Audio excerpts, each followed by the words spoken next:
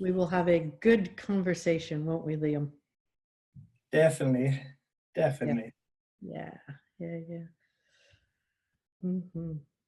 So I was telling you just before you came on, I emailed you about 7:30, and when I heard nothing back, I was thinking, what?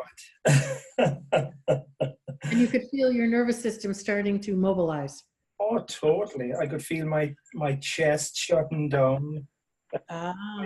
My vision going, like, it was like there's a fog in front of me. My legs getting a bit shaky. Oh, so more of a dorsal vagal collapse going on. Yeah, very much. And then when I sent you an email, what happened? When I sent you an email, when I got the email, then I could feel my system just settling back again. Yeah. And I could see my vision was becoming more clearer. Fascinating. I could feel my chest opening up, my shoulders opening, and then when I saw your face, and when I saw your eyes, and when I saw your smile, I could just feel my whole system relaxing. Beautiful. Yeah, it's the power of co-regulation. Yeah. So it's beautiful. That's a beautiful description of moving through different states and back into regulation, and this power of you and me being connected face to face, even though we're in different places. It's pretty wonderful, isn't it? Totally. And you know, it really shows me the power of the polyvagal theory. Because when, you know, because we have a relationship prior to this. And, you know, the minute I saw your face and I just heard your voice, I could just literally feel my whole system calming down. Beautiful. It was really good. And I love how you if it's okay, apologies. I'm just going to interrupt 1 second. I'd say we'll kick off now, but I just want to remind people that they can use the questions and answers facility in Zoom to ask any questions throughout, and also they can also use the chat function as well, and then we'll deal with any queer questions throughout or at the end. Okay, so I'd say we're good to go. There's a good amount of people on there. Okay, thanks, Robert.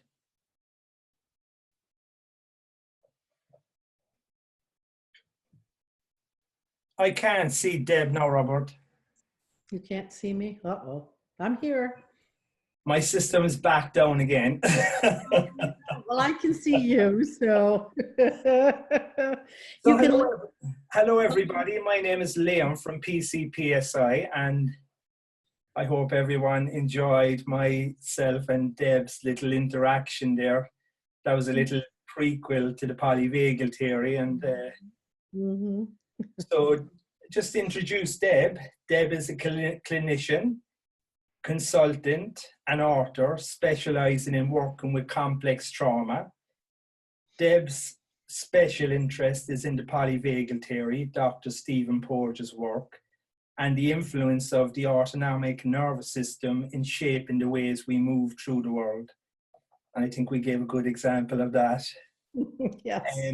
Deb has made a bridge between Stephen's work and what his theory looks like in clinical practice.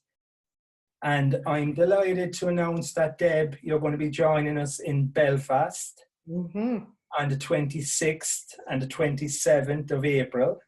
Yes. And more details will follow at the end of the webinar. Great. I'm looking forward to coming and being with you and your community of clinicians. Absolutely. Yes. Great. Yeah. So I was thinking to start, Deb, and I know we have a wide variety of clinicians and those that are not clinicians on the call tonight. So maybe to start, would you give an overview of the polyvagal theory? Sure. So polyvagal theory is a theory of the autonomic nervous system, and it has 3 organizing principles, which we can go through briefly one by one. hierarchy, neuroception, and co-regulation. So hierarchy is what Steve discovered, and why it's called Polyvagal Theory, because he discovered that the vagus nerve, which is the main component of the parasympathetic nervous system, is actually divided into two parts. There's a ventral vagus, which is the new vagus, and a dorsal vagus, which is the old vagus. And in between these two responses is the sympathetic nervous system. So if we think for a minute about the hierarchy, if we start in our ancient response pattern, our dorsal vagus, this is the part of our system that takes us into shutdown, into collapse. If you're a clinician, this is where dissociation comes in. This is where disconnection comes in. And it's that become invisible in order to live, right? So it's that adaptive survival response that says, if nobody sees me or hears me or knows I'm here, then maybe I will survive. So that's dorsal vagal. And it truly, what happens in your body is there's a conservation that goes on. Your heart rate gets very slow. Your breath gets very shallow. The blood flow to your brain decreases. Everything begins to shut down and keeps just enough going so that you stay alive. So then the next piece that comes into the autonomic nervous system, and dorsal vagal was probably online about 500 million years ago in our genetic history, in our phylogenetic history. And then 400 million years ago, the sympathetic nervous system came online. And that's the one we're most familiar with. That's the fight or flight system. So instead of just having to get very quiet and be invisible, now I could fight or I could run away. So the sympathetic is a mobilizing system, whereas dorsal vagal is an immobilizing system. So now we have those two survival responses, immobilize or mobilize. And then about 200 million years ago, our new vagus, new 200 million years, but new vagus, the ventral vagus came online. And that's this mammalian feature that allows us to be in connection with each other. So when Liam and I are talking with each other and looking at each other, our ventral vagus is reaching out and connecting with each other. And this hierarchy is predictable.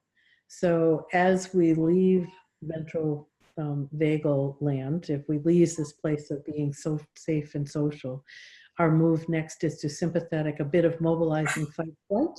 And if that doesn't manage the situation, we go to dorsal vagal collapse. And that happens for every human being in some pattern. Some of us stay, you might think about your own system for a minute, all of you on the call. When you're in ventral and you're feeling safe and social and connected, and there comes a challenge that feels too much for your nervous system, and you move into sympathetic, fight, flight, mobilizing, too much energy. Some of you are going to stay there a long time, and that's going to be your profile, your autonomic profile, that you're a sympathetically charged person more of the time. And others of you are going to move quickly through sympathetic into collapse.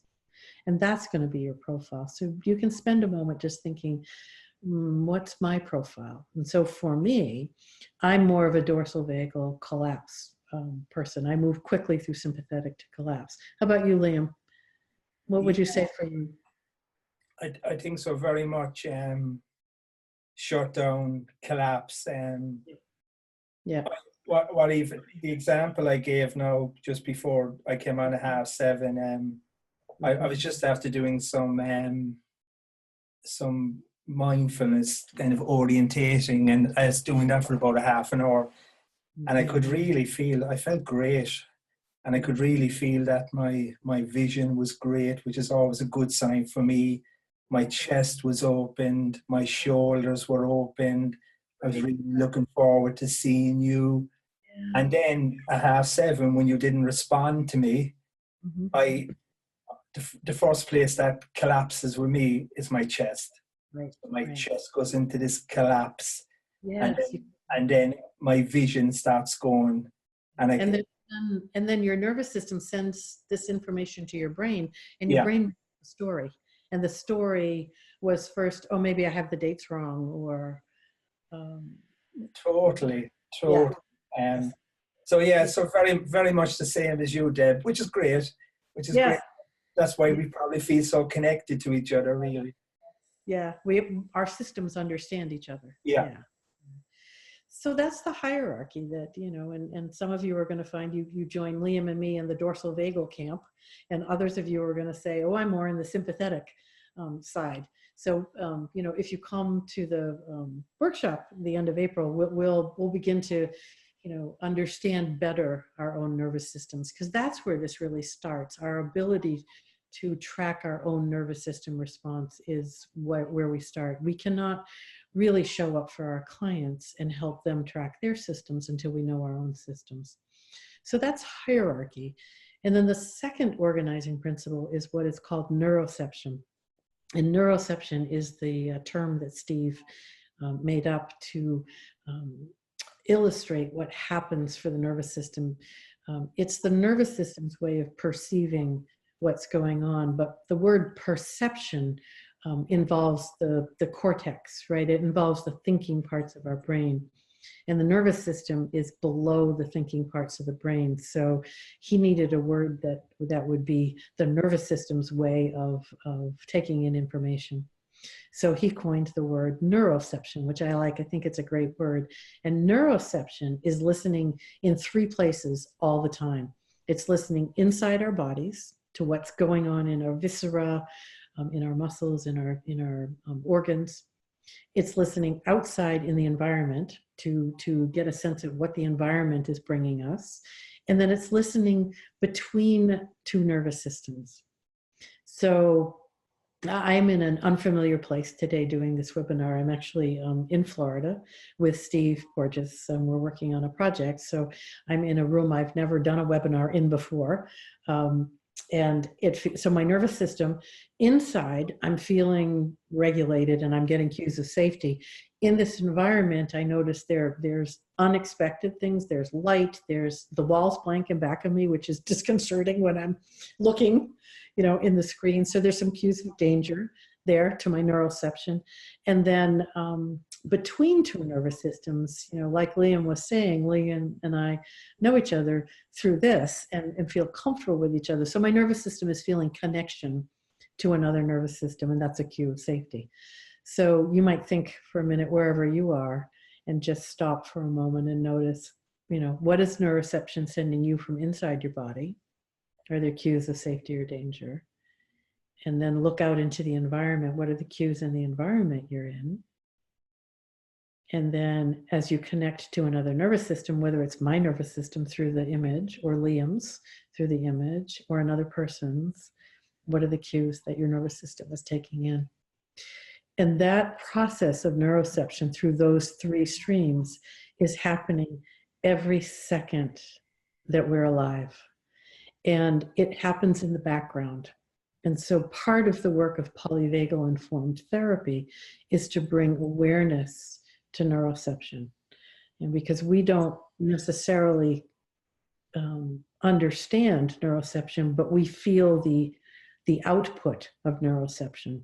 So when Liam was talking about what happened to him and his nervous system when he went down the hierarchy, because I didn't answer, I wasn't there when he expected, he could also bring perception to neuroception, to what happened in his body, and then what his story was. So then we could begin to work with it differently, because as we know as trauma therapists, whatever is implicitly held in our mind-body system, we can't work with. If it's implicit, we can't work with it. We have to bring it into explicit awareness in order to be able to work with it. So that's neuroception. And then the third organizing principle is co-regulation. And I think Liam and I gave a great example of co-regulation by this back and forth of, you know, across the miles. We're still feeling co-regulating, my nervous system sending cues of safety and receiving the same back from Liam. And co-regulation is an interesting autonomic experience because connection to another human being is a biological imperative. We do not survive without connection. We come into the world and can't survive on our own. And that we look towards the mother. We look towards, you know, whoever is holding us. We come into the world for a welcoming, loving reception. That's not always the case, certainly. And your nervous system has already started to learn while in the womb. Your nervous system is taking in information. And then when you're born, your nervous system looks out into the world to see, is this safe or dangerous? And co-regulation is the foundation that we start with. We can't self-regulate until we have a firm foundation of co-regulation. And we sometimes forget that with our adult clients. We try to help them create self-regulating capacity. But if they haven't had enough co-regulating experiences, that's going to be very difficult for them. So throughout our life, I mean, that's a both and. We need to co-regulate and self-regulate. So, you know, if you think of a client who seems to be, you know, very needy, we might say, you look at their nervous system and think, oh, there's a nervous system that has not had enough experiences of safe co-regulation. And sometimes that can help us look at that client differently and wonder what is the need here that's missing, and offer it in an autonomically attuned way. So those are the three organizing principles. And the nice thing that we know through polyvagal theory is that the nervous system is shaped through our experience. And because of that, we know that it can be reshaped through our ongoing experience. So for polyvagal informed therapy, our focus is to be exercising the nervous system in new ways, to shape the system towards safety and connection, and to resolve or reduce the need for those patterns of protection that we create over our lifetime. So that's sort of the basics of the organizing principles of polyvagal. How's that? That sounds great, Deb. So one, you said so much in that. Yeah. I know. But I think one of the things you're saying is that our nervous system is the foundation of our lived experience. Yes, yes. Yes, our nervous system is what is directing us through life. It's the platform that everything else sits on top of. And I want to be sure to say that polyvagal informed therapy is not a model of therapy. It's the foundation that sits underneath all of the other models of therapy that we're trained in. And it just makes what we do, it makes sense of the ways we are doing things. It gives us the scientific underpinnings for the choices we make when we engage with our clients. Yeah. And so it's, you know, my nervous system is, through neuroception, is taking in this information and then is shifting my state. It's either keeping me in ventral or moving me to sympathetic or dorsal. And so it's running in the background, doing this all the time. And then it's up to me to turn towards my nervous system, get to know it, and learn in this moment, are there really cues of danger? Or is this something from the past that has come to life in the present moment? And for our trauma survivor clients, that's really what we see, that their neuroception has felt something familiar to a past traumatic experience. And so then it brings it alive again in our system. And then we're off into an adaptive survival response, whether it's sympathetic fight or flight or dorsal vagal disconnect and dissociate, right? Yeah. Fascinating. One of the thoughts I had, Deb, was that, and maybe this will kind of take us on a little bit, is that, you know, when you think from attachment theory, that the main kind of function or the main role of the caregiver is to facilitate a co-regulation relationship. Yes. But, you know, for many different reasons, that always doesn't happen. Right. So we can get clients, we can get ourselves living, you know, without a window of tolerance, and we can get, you know, people, you know, clients, ourselves living in that sympathetic spectrum or in that dorsal spectrum. Yes. So they don't know regulation, they don't know safety. All they know is their kind of safety in a way is lower levels of that dorsal system or lower levels of that sympathetic system. So you're talking. So we have clients that that in a way, when they get triggered, they just go into higher dorsal or higher sympathetic. So my question is, maybe talk about, you said something very interesting earlier. You talked about, what was it? Cues of safety, cues of danger. Right. Are we picking up cues of safety implicitly as well? Or do we kind of need, especially at the start, to make more of an effort to pick them up? Your nervous system, if you grew up in a dangerous, neglectful, abusive, any of those kinds of environments, your nervous system is shaped more towards survival, through an adaptive survival response, and is probably going to be more attentive to cues of danger than safety. And if you add that to the fact that we have a negativity bias built into our brain, right, for survival, we respond more to negative than positive. That's what the brain research tells us. Rick Hansen says we are Teflon for positive and Velcro for negative, right? That's his way of talking about it, which I think is lovely. But it's built into our brains for survival. We needed to pay attention to the dangers in order to survive, and we have carried that with us. We carry the echoes of our ancestors with us. So yes, it may be that if I've grown up in a very dangerous environment, I'm more attuned to the negative cues of danger, and I'm going to miss the cues of safety. And I call those cues of safety, or those micro moments of feeling ventral vagal. And I really do believe we all have those micro moments. I call them glimmers.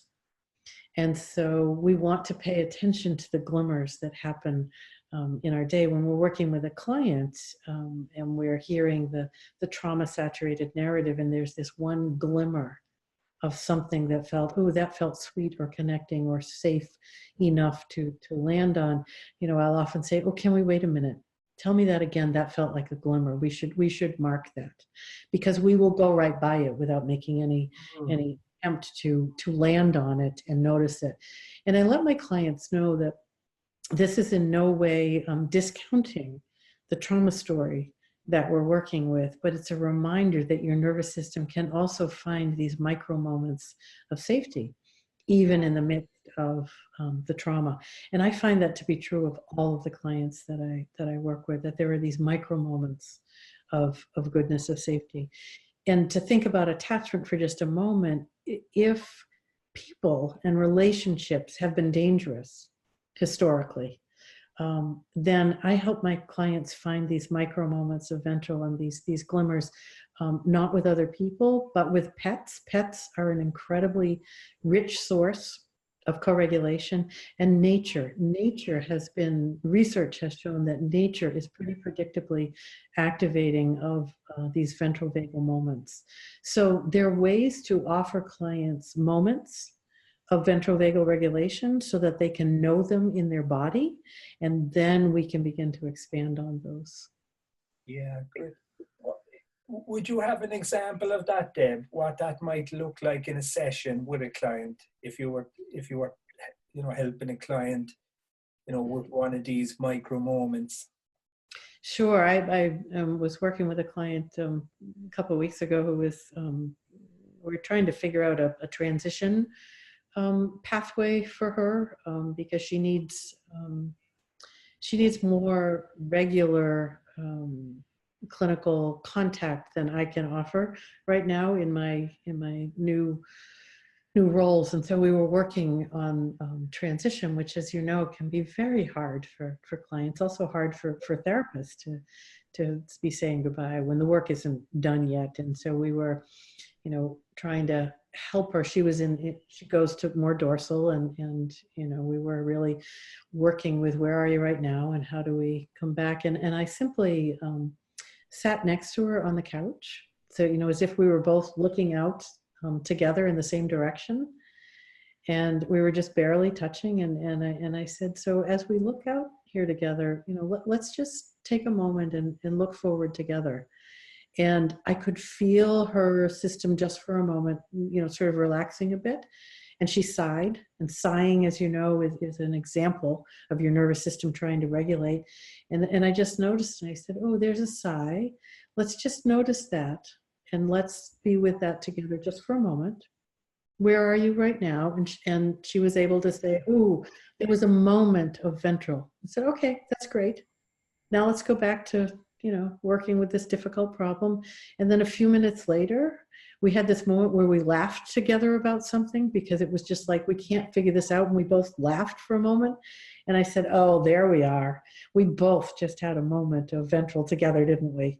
Because laughter, I love humor. I love laughter. And she looked at me and she said, we did. And we just laughed for a moment, and then went back to the depths of, this is really hard work we're doing. And then at the end of the session, because we didn't resolve anything, but at the end of the session, I simply said, I loved that we kind of wandered all over the autonomic map today, and that we had this moment when we laughed together, and I'm going to take that with me. And she, that was important to her, that recognized it again and said, it was important to me. I'm going to take this with me. So, yeah. And that's the magic of being able to track your nervous system and just notice there's a moment. Right? Yeah. Just a little moment, there's a moment. Because otherwise that would have been a dysregulated session from start to end, right? If you didn't stop to notice the micro moments and the moments of joining, the overall impression would be that was a terrible session, right? On both ends, both for my client and for me. Yeah. Great. And that's a great example, Deb. And leading on from that, you said something earlier that usually we have a default position. Some of us default to dorsal, some of us default to sympathetic. Yes. When you're working clinically with people, in my experience, that looks very different. Yes. Working with someone that really has a dorsal default to working someone that has a sympathetic default. Could you say a bit about that? What each looks like? Yeah. So the tendency to sympathetic, you're going to feel a lot of energy in the room, disorganized energy, but a lot of energy. And if this is the client that's moving, or some part of their body is moving, or they're twitching, or they talk fast, or it's hard to get them to settle down and just focus and be here with me. That's the sympathetically challenged client. And so you want to meet that client with a little bit more of your own energy, because if you come from that very calm, oh, let's just relax and breathe together, their nervous system is going to say, that person doesn't get me at all, right? Because it's too big of a miss. So I need to bring a little bit of my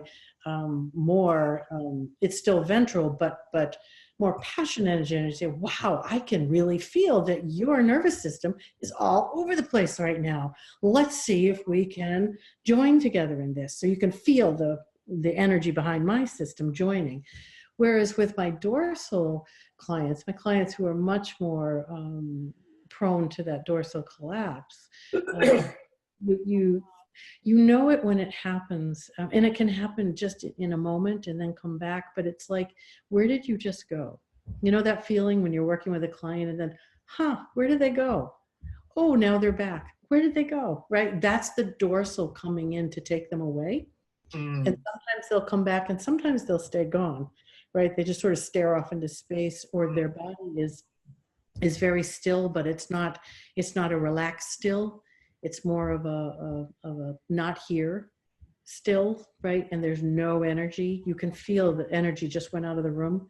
Usually, and for those of you who come in April, when we do the mapping, when we map dorsal, you can feel the entire room start to go to that place. All of the energy leaves the room because it's very powerful place, dorsal. It's that, first intense survival response. So, for that client, you do want to come very gently and meet that client in their dorsal space and let them know you're not alone. I'm right here with you, and I'm going to stay here until it feels safe for your nervous system to help you come back.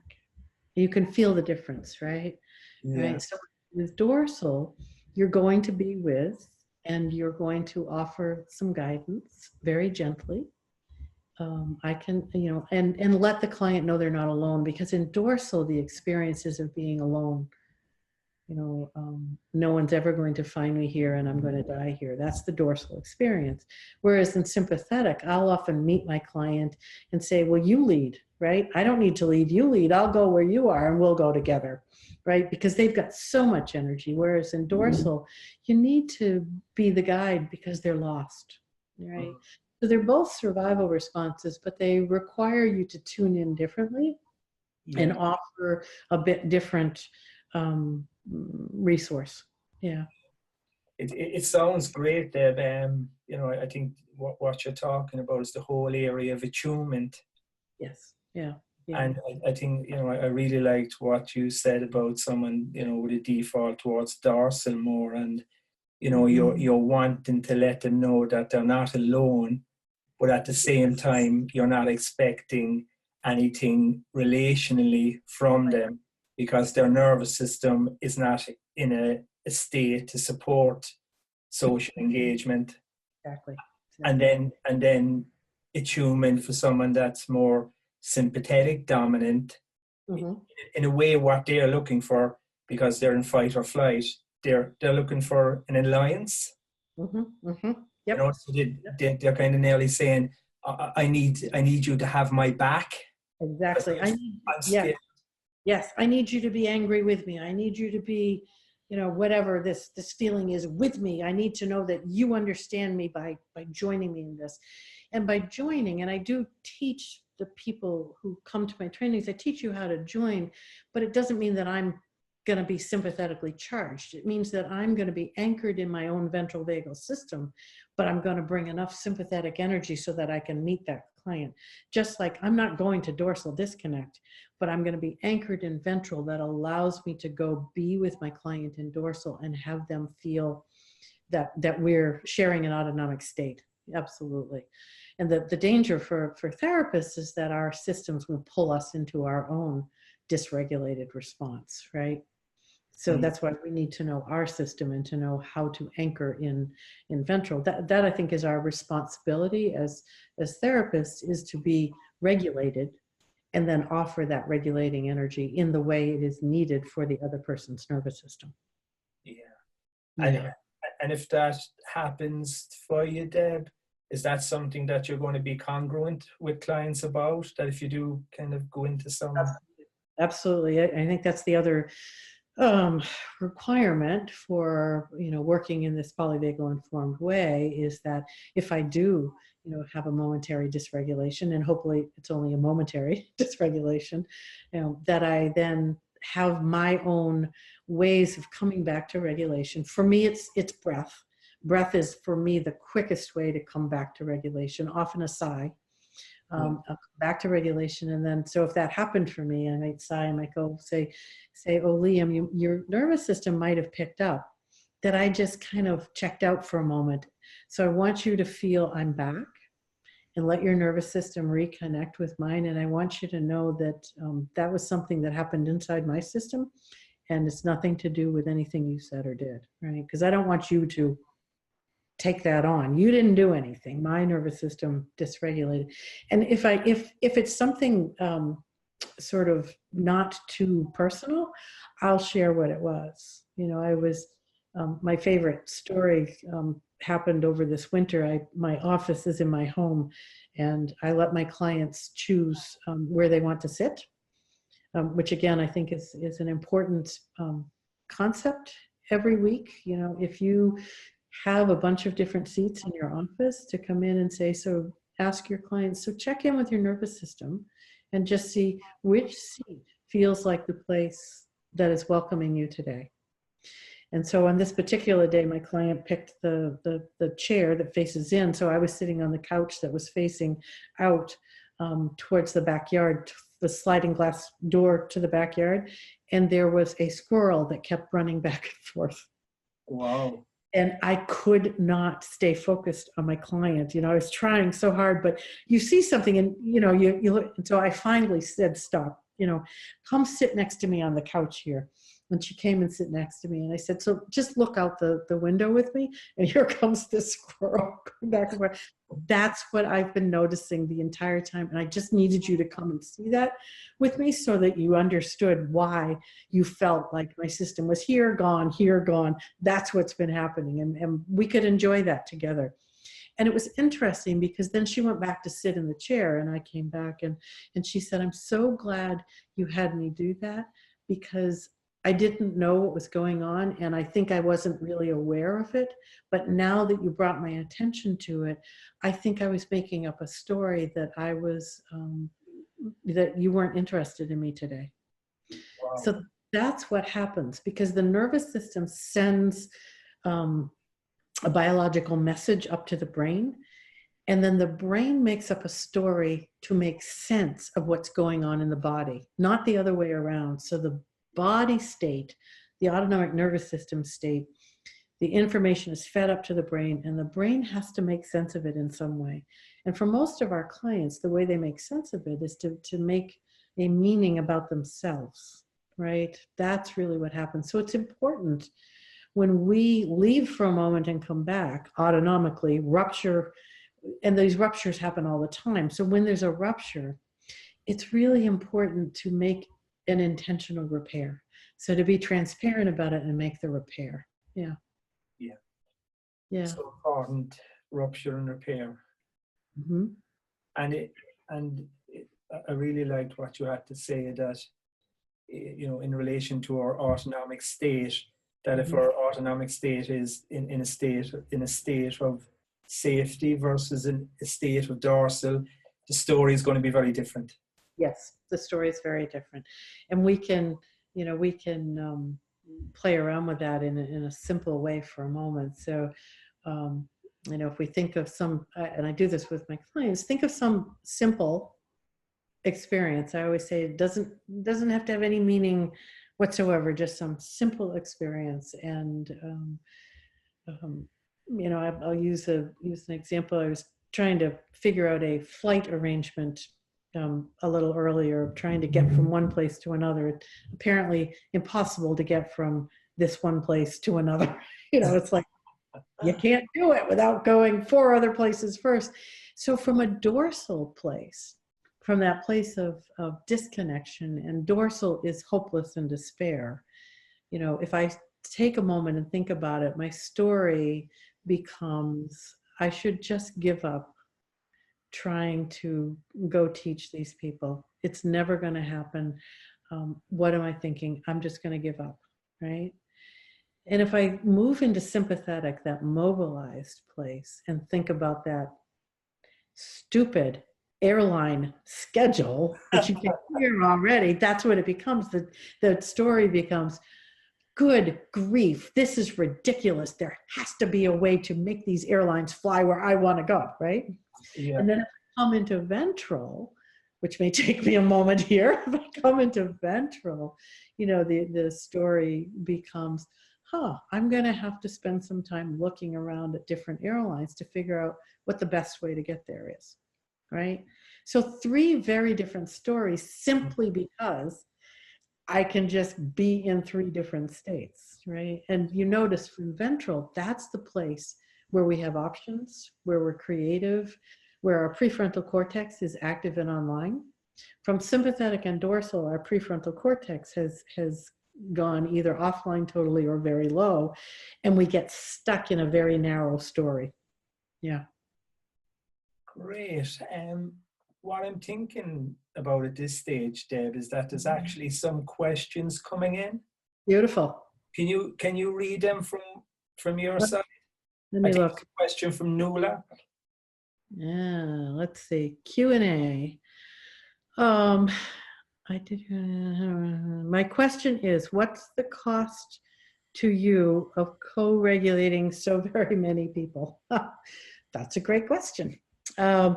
So what's interesting around we and all of us, you know, think for a moment about your caseload, right? However many people you are seeing in a day, in a week, and then think about the ways that we also co-regulate with the people we live with, the people we love, with our colleagues.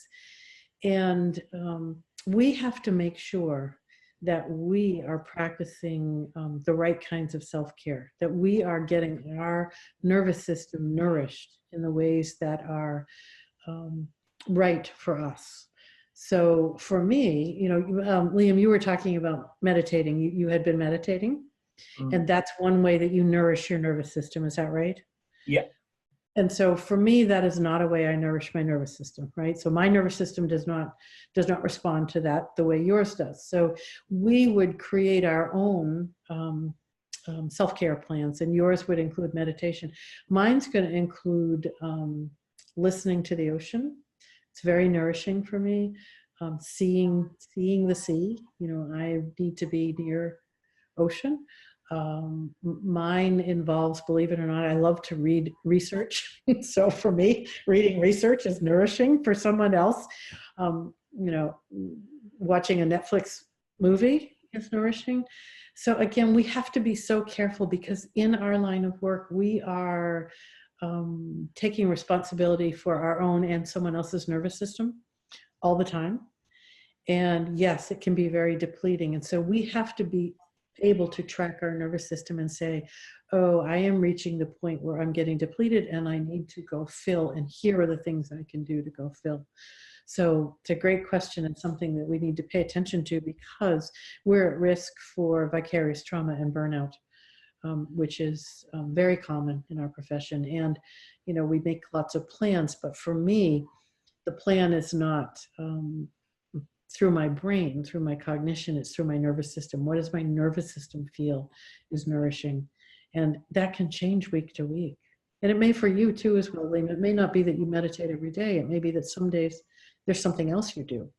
Yeah, and like what's very nourishing for me is lying under a weighted blanket. Ah, beautiful, beautiful. Yep, yep. So ask, you know, people on the call here, you know, Liam's talked about meditation and lying under a weighted blanket. And I'm going to talk about, you know, seeing or hearing the ocean, or sitting with my face turned towards the sun, you know, and ask people on the call to just think of a couple things that are nourishing to your nervous system, right? And think about the two things Liam said and the two things I said, and your nervous system may go, oh, I couldn't do any of those. And that's perfectly fine. What's right for me or Liam is not necessarily right for anyone else, right? So that the key is to befriend and know your own nervous system so that you can answer that question for yourself. What is nourishing in this moment for my nervous system? Yeah, yeah. Shall I look at these more question and answers here? If there are, let's see. Oh, I don't see any more. I see a lot of hello. Oops. Was wondering if you might speak to how to guide a client back into co-regulation from dorsal and sympathetic. I realize it will include gentleness and pacing. Is it just helping them register the here and now again? Great. Okay, Tracy. So yeah. So the first thing that I think is important to do is to have clients be able to recognize where they are. So the first thing I do is create an autonomic map with clients, and we'll do that in the training for those of you who come. It's important for clients to be able to know, am I in sympathetic, dorsal, or ventral? And we'll start there. And then my client and I share that map. So as I begin to notice they're dysregulating, I know where they're going. The first thing I will do is notice and name for my client what I think is happening. So for a client going to sympathetic, I might say, can you stop for a minute and just check where are you right now on your map? Because that stop to notice and name brings a little bit of interruption of the survival response, right? So they might say, oh, I'm heading to sympathetic, or I'm pretty deep in sympathetic, right? So when they can tell me where they are, I know I have a little bit of prefrontal on board. And then the next question that we want to consider is, what are the cues of danger that brought you here? And then what are the cues of safety that might help you come back out?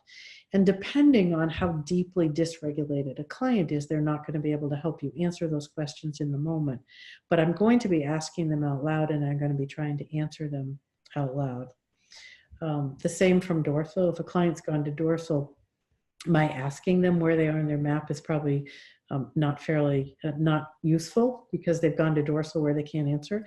But I might name that for them. It looks like your system has taken you to dorsal.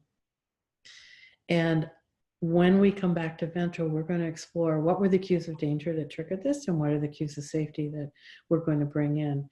And I guess when I'm talking about cues of danger and safety, I also want to really emphasize that we want to reduce or resolve the cues of danger with our clients, but that's not enough. That won't necessarily activate the ventral and the social engagement system. We also have to bring in cues of safety and have our clients actively experience those. And the best ways to do that within the therapy relationship is with the social engagement system, which is this. It's the face, it's the eyes, it's the voice, it's the sending cues through my presence to another nervous system saying, I'm here and you're safe. So that's... So Deb, there's another question from Nuala. Good. Can you say anything about the use of touch in co-regulation? Yeah. So did I send you the article, Liam? Did I send you the... You did, and we're going to get that out. It's a great article. Yeah, so it's a great question. Thank you. And I just wrote an article for the Psychotherapy Networker about the safe use of touch in the therapy relationship. So yes, I think touch is a powerful activator of the nervous system. So it can be a very powerful co-regulator when done within the framework of understanding what the autonomic response is. It can also be a powerful dysregulator. So we want to work with our clients and map their response to touch, and then have a touch agreement so that when they are in need of regulation, we know what kind of touch, in what way, is the regulating touch for them.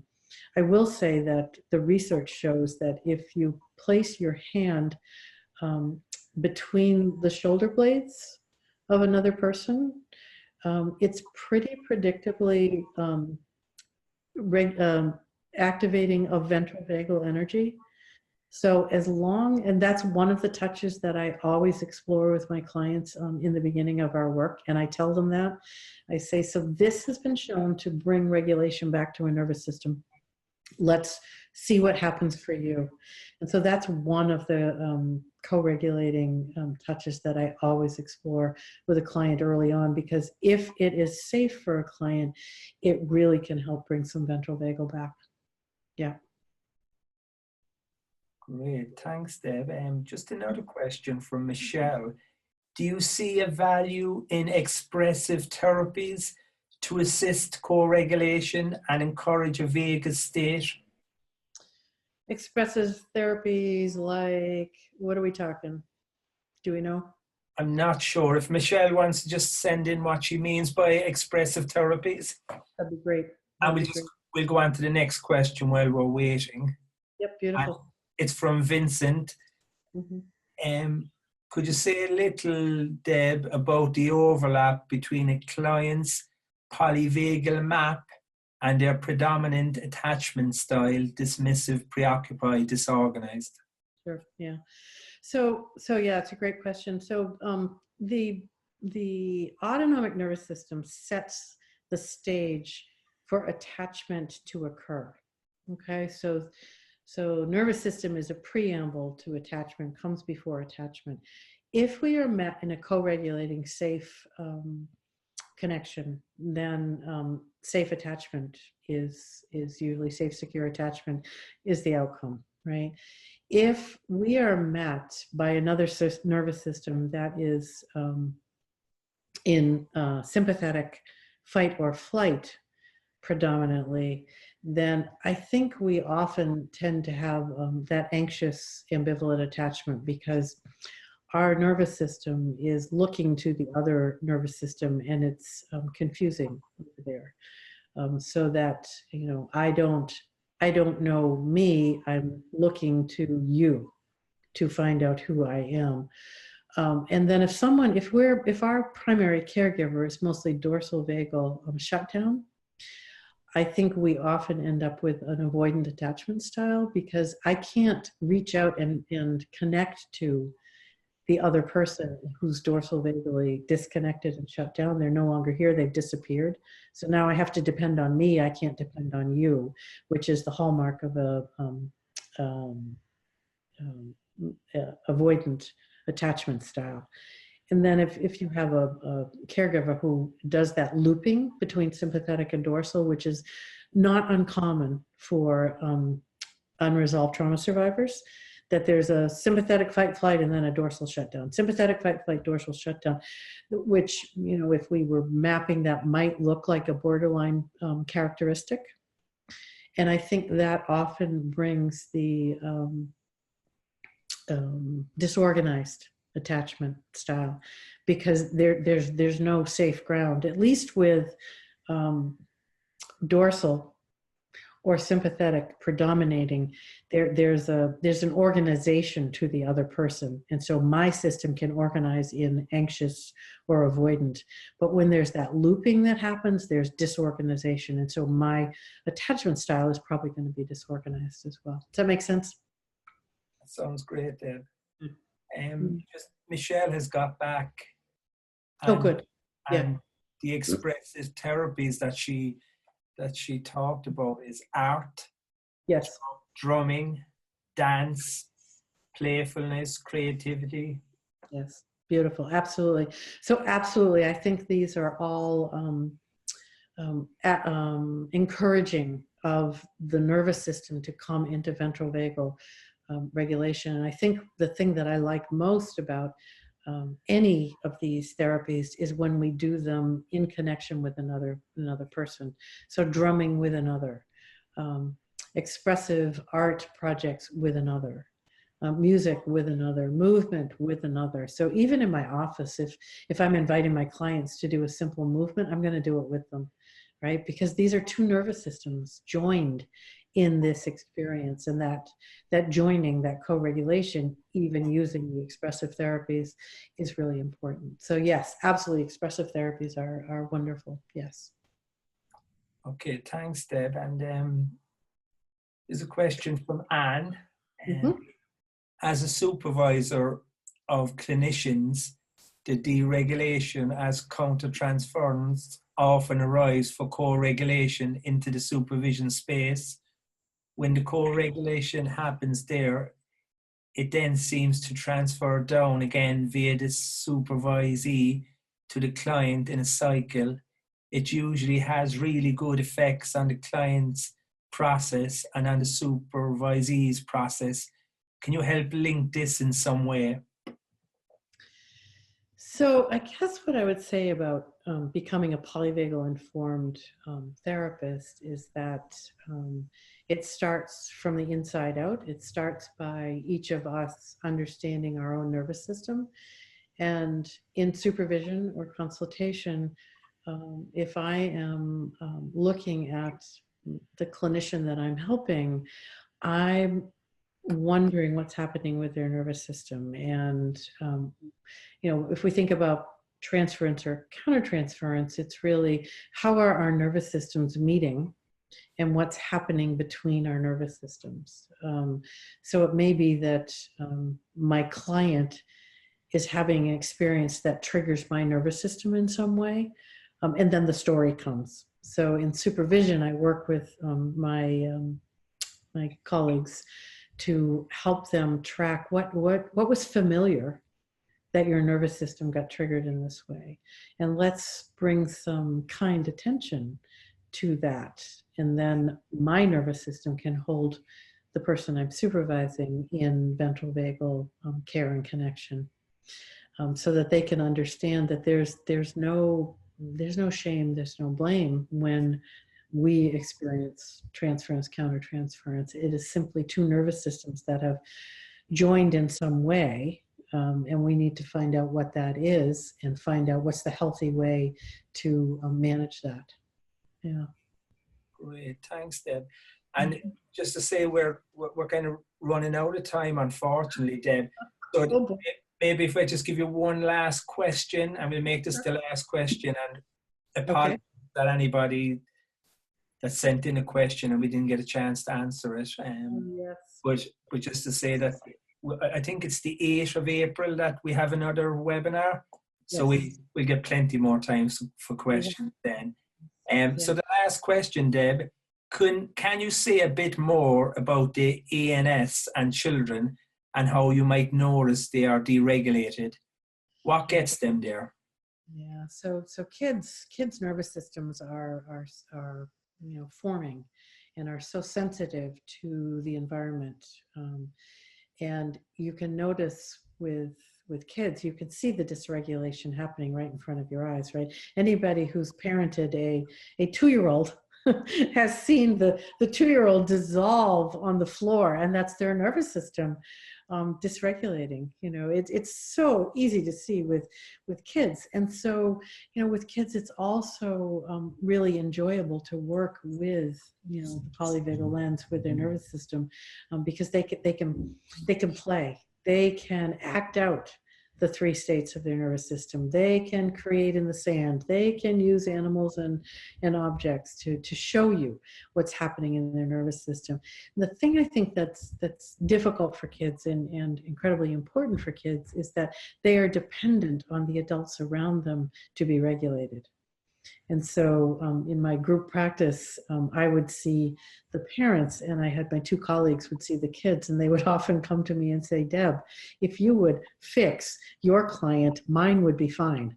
And I would say, yes, I know that. I'm working hard to help the parents be regulated, because if the parent is regulated, the child has a chance of learning how to regulate. If the parent's dysregulated, the child does not have that safe anchor to regulate. And it's very difficult for kids to regulate when the adults around them are dysregulated. So if you work with kids, you need to be working with their parents too.